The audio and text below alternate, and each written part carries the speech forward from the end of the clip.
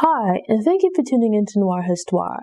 I'm Natasha, and in this episode, I'll be sharing what I've learned about Eunice Hunton Carter, born on July 16, 1899, died on January 25, 1970. Notable lawyer, nationality, American. Eunice Roberta Hunton Carter was born in Atlanta, Georgia, one of Addie Waits and William Alphaeus Hunton's two children.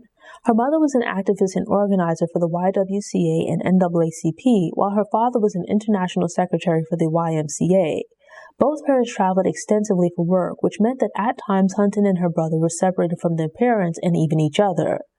Over 2 days in September of 1906, when Hunton was 7 years old, white terrorists carrying various weapons attacked her neighborhood.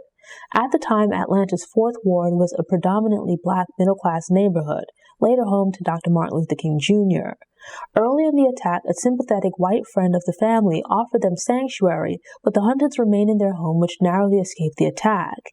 In the aftermath, the Huntons left Atlanta for Brooklyn, New York. Once settled amongst New York City's black intellectuals, the Hunton children were enrolled in good schools and later spent a year and a half in Germany. For college, Hunton enrolled at Smith College, from which she would obtain both a bachelor's and master's degree. Smith is located in Northampton, Massachusetts, and was home to then-Governor and later Vice President and President Calvin Coolidge.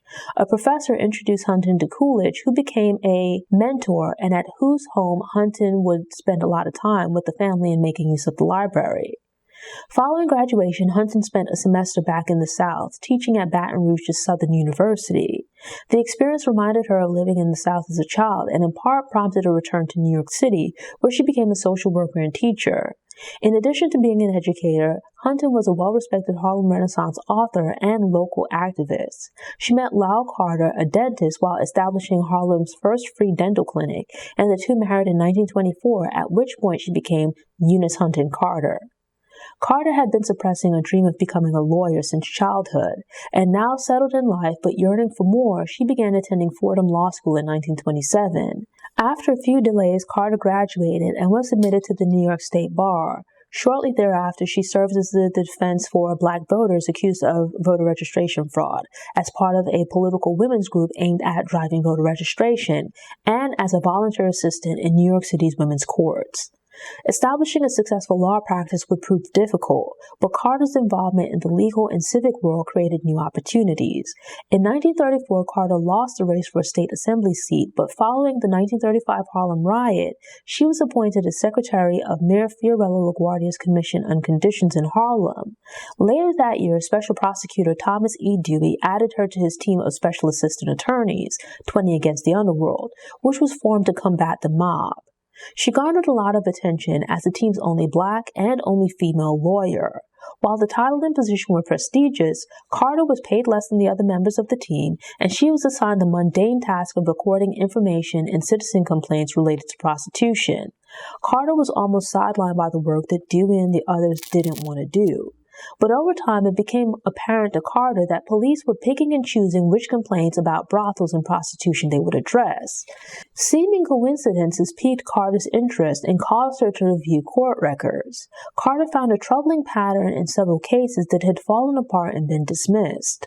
By the time these cases got to court, the officer who made the arrest was unable to recall important information.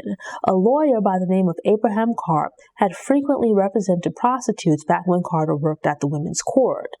The police could remember details in other cases, but were suddenly forgetful when Karp was representing an accused prostitute. Karp worked with Max Racklin, Charles Lucky Luciano's attorney, as well as Jesse Jacobs, who served as the women's bail bondsman. Carter assembled a massive research with assistance from another prosecutor, authorized wiretaps, and the information gathered from citizen complaints and tips. It became clear that the mob had taken control of the industry and was extorting money from prostitutes in exchange for helping them avoid prosecution.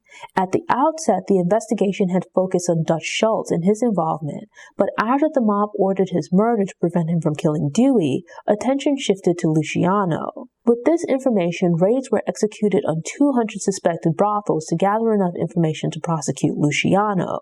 The resulting mass arrest led to not just prostitutes and madams being held, but also some of the men who usually helped them post bond or otherwise get out of prison. Some of those who had been arrested began to offer up information about who was involved and how the racket was structured. Fleshing out the organization enabled Carter to build a case that presented Luciano as organized prostitution's criminal mastermind operating from the shadows.